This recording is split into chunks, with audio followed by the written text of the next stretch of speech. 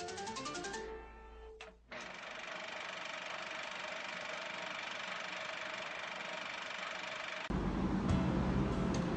สดีค่ะสำนักงานพัฒนาชุมชนจังหวัดอุทัยธานีได้ดำเนินการคัดเลือกครัวเรือนสัมมาชีพดีเด่นระดับจังหวัดปี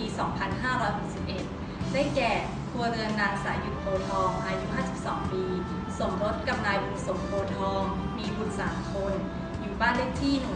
หมู่ 9 ตำบลสุอุทัย อำเภอห้วยคด จังหวัดอุทัยธานี ปี 2551 นางประยงหวังอารีได้ถวายที่ดินแด่สมเด็จพระเทพรัตนราชสุดาสยามบรมราชกุมารีจำนวน 10 ไร่ และพระองค์ท่านได้ให้ทางราชการคัดเลือกครัวเรือนที่มีความประพฤติดี ขยัน อดทน เข้ามาทำมาหากินในพื้นที่นี้อำเภอห้วยคดได้คัดเลือกครัวเรือนนางสายหยุดโพทองโดยมีคณะกรรมการคัดเลือกจากทุกภาคส่วนครัวนางสายหยุดโพทองได้ทำมาหากินในพื้นที่ 10 ไร่โดยอยู่ในโครงการของมูลนิธิชัยพัฒนาและน้อมนำวิธีการตามหลักเกษตรทฤษฎีใหม่มาใช้และดำเนินชีวิตตามหลักปรัชญาของเศรษฐกิจพอเพียงเราจะพาไปพบกับครอบครัวคุณป้าสายหยุดโพทองกันค่ะค่ะคุณป้าชื่ออะไรนะคะสายหยุดโพทองจ้าป้าสายหยุดโพทองใช่ไหมคะเป็นครัวเรือนสัมมาชีพดีเด่นระดับจังหวัดแล้วเนาะที่ได้รับการคัดเลือกมาแล้วจาก8 อำเภอนะคะงั้นคุณป้าช่วยเล่าให้ฟังนิดนึงได้ไหมคะว่าคุณป้ามาอยู่ที่นี่ได้ยังไงเริ่มแรกเลยก็ไม่มีที่ทำกินค่ะแล้วก็มาประกอบอาชีพในพื้นที่ของพระองค์ท่านเป็นคนขยันเคยทะเลาะเบาะแว้งกับใครเป็นคนที่ทำมาหากินดีและขยันเป็นครัวเรือนยากจนด้วยใช่ไหมครัวเรือนยากจนมากค่ะแล้วก็ที่ดินตรงนี้เป็นของใครคะเป็นของป้าประยงที่ท่านถวายให้ของพระองค์ท่านและทางจังหวัดอำเภออบตก็คัดเลือกเข้ามาผู้ใหญ่บ้านคัดเลือกคุณป้ามาได้คัดเลือกคุณป้ามาได้ยังไงคะก็มาหลายปีนะก็สมัครทิ้งไว้2 ปีสมัครทิ้งไว้ก่อนสมัครทิ้งไว้2 ปีแล้วก็ไปหาทำงานจนที่ว่าเขามีว่าคัดเลือกเกษตรกรได้เป็นคนสุดท้ายเขาก็ขอให้พวกบ้านมาสัมภาษณ์ตอนนี้เขาไปสอบสัมภาษณ์ได้ก็เลยเข้ามาอยู่ในที่ของพระองค์ท่านได้ครับผมนายบุญสมโพทองนะครับที่มาอยู่เป็นเกษตรกรที่มาอยู่พื้นที่ของมูลนิธิชัยพัฒนาก็ขั้นแรกเลยก็ทางอำเภอและอบตและหมู่บ้านจะคัดเลือกเป็นที่ของที่แรกเลยก็เป็นที่ของคนอื่นเป็นของนางประยงหวังอารีก็เขามอบให้ประเทศก็จัดเป็นแปลงมูลนิธิชัยพัฒนาก็ได้คัดเลือกเกษตรกรเข้ามาคือผมก็เป็นคนหนึ่งที่ได้ถูกคัดเลือกเข้ามาในคุณสมบัติที่เขาคัดเลือกเข้ามาก็คือเป็นคนยากจนไม่มีที่ทำกินแล้วก็ไม่ดีติดตัวไม่กินเหล้าไม่ดื่มไม่ทะเลาะเบาะแว้งกับครอบครัวกับคนอื่นประมาณนี้พอคัดเลือกเข้ามาแล้วก็ได้จัดเป็นแปลงทฤษฎีใหม่ตรงนี้นะคะที่เราเห็นอยู่ใช่ไหมเป็นแปลงทฤษฎีใหม่คือแบ่งพื้นที่เป็น4 ส่วน30แล้วก็10 30แรกก็คือส่วนที่1ก็เป็นสระน้ำส่วนที่2ก็เป็นนาข้าวที่เราเห็นตรงนี้นะคะครับนาข้าวส่วนที่3ก็เป็นไม้ผลส่วนที่4เป็นที่อยู่อาศัยและโรงเรือนต่างๆและพืชผักสวนครัวพอแบ่งพื้นที่เสร็จเรียบร้อยทีแรกเลยก็เขาก็จัดเป็นแปลงเราก็ลงมือทำพอลงมือทำครั้งแรกเลยท่านจะเสด็จมาเปิดเป็นพื้นที่ทั้งหมดพอเปิดแล้วก็มีปัญหาในเรื่องทำมาหากินในเรื่องน้ำท่วมท่านก็เสด็จมาอีกรอบหนึ่งรอบนี้ครับท่านเสด็จมาท่านมาให้บอกว่าให้อดทนทำพื้นนี้และท่านก็ฝากเขาไว้ว่าพื้นนี้ขอเป็นฝากไว้เพื่อที่จะนำร่องให้เป็นตัวอย่างของในหมู่บ้านในขั้นต้นแล้วก็ถ้าสำเร็จท่านจะขยายต่อไปอีกไม่ได้เอามารดน้ ช้ใน ต้น สว ไม้ น ต้นไม้ หน้าแล้งเราก็จะขยักเอาไว้ท นา ำนาบ้างทำนาเป็นบางส่วนแต่นาก็จะเป็นพวกหวานทัวหวานปอเทืองเอาไว้ทำปุ๋ย ทำผู้ปอเทืองด้วยถังที่เราเห็นนี่เป็นถังอะไรคะ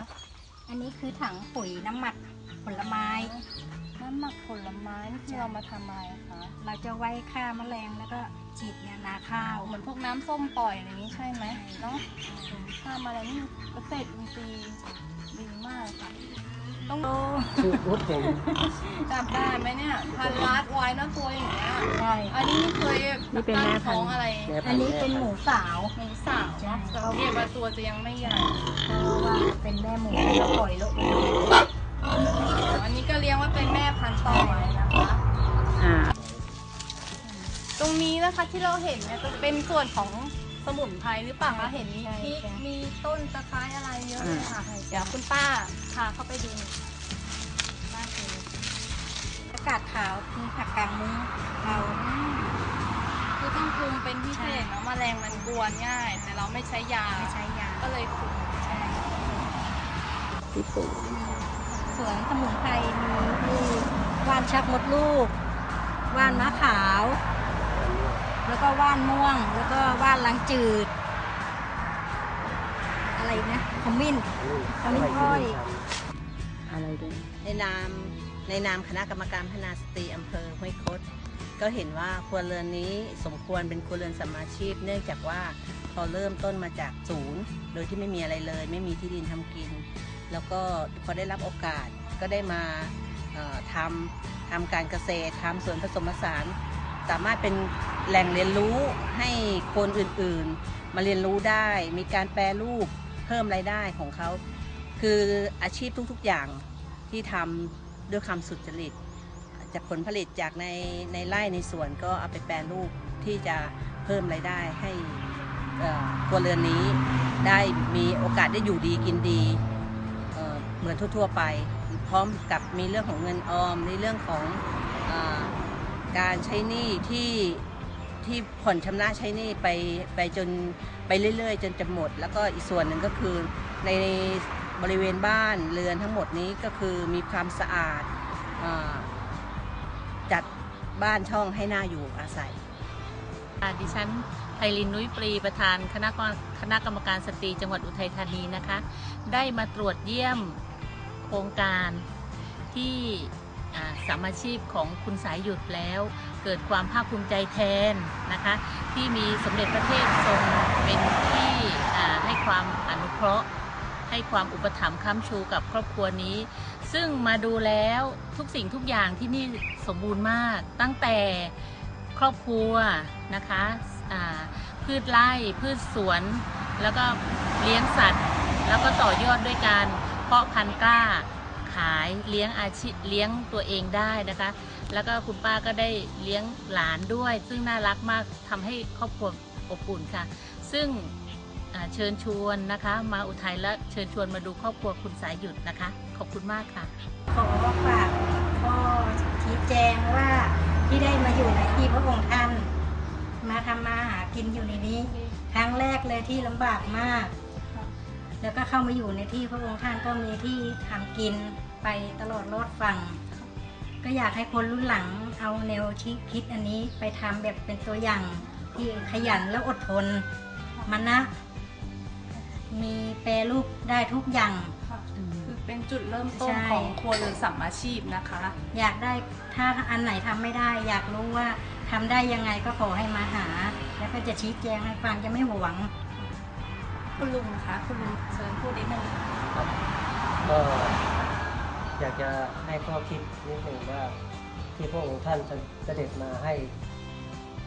ความรู้ให้พูดว่าใช้ความอดทนแล้วก็ขอฝากพื้นที่นี้ให้ดูแลให้เป็นตัวอย่างนั้น ผมก็จะจำคำนี้ไว้ในตลอดชีวิต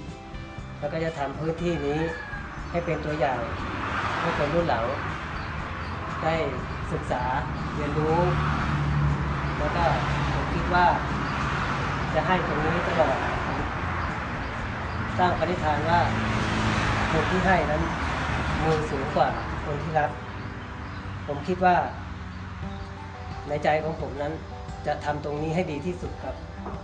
ค่ะ นี่ก็คือคำพูดครอบครัวจากครอบครัวโพธิ์ทองนะคะครัวเรือนสามัคคีต้นแบบของจังหวัดอุทัยธานีเราค่ะ วันนี้ก็ต้องขอบคุณป้านะคะที่ให้โอกาสเรา